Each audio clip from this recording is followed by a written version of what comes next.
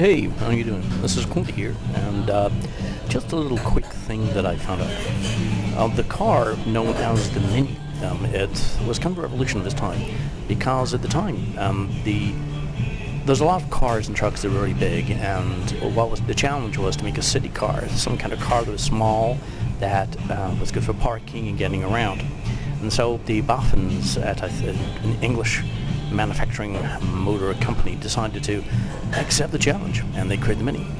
Now, first of all, the name of the Mini was not because it was small.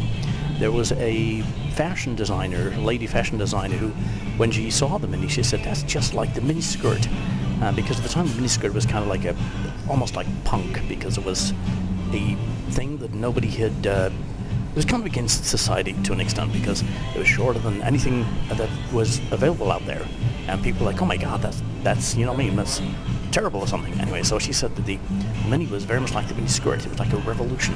It was going against the norm. So a few things that the manufacturers of Mini did is, first off, is they made the vehicle a front-wheel drive. Now, a rear-wheel drive has an axle, which is like a huge tube that runs from the engine to the back wheel, so it does driving. And so because of that, there's a bump that runs through the entire car, which makes it so the passengers don't have much room. But making it a front-wheel drive, that was removed. So suddenly they had tons of floor space.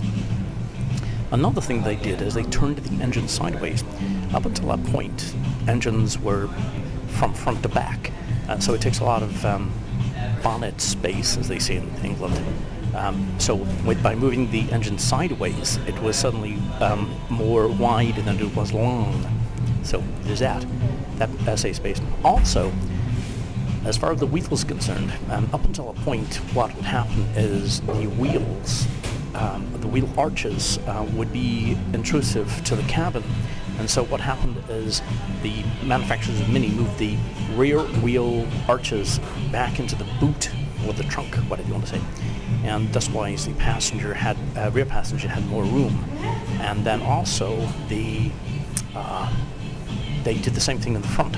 So the wheel arches are now in the engine bay, which means the driver and the passenger had more room. Now, the whole thing was fantastic. It was small, and it was just four-cylinder. It wasn't really powerful, but it did what it did. And so it was amazing, because although it's really small on the outside, inside it was really huge. Now, a little round. It's lighthearted, but still, because the Mini nowadays is the size of any small, quote-unquote, car. It's almost like the double size of the Mini, which means now it is creating the trouble that the original Mini was trying to solve, which means it's too big for city driving. So there you go, a little bit of history about the Mini. I hope you have a great time, and look at the sky more often. By the way, my name is Qwunty. Okay, see you later.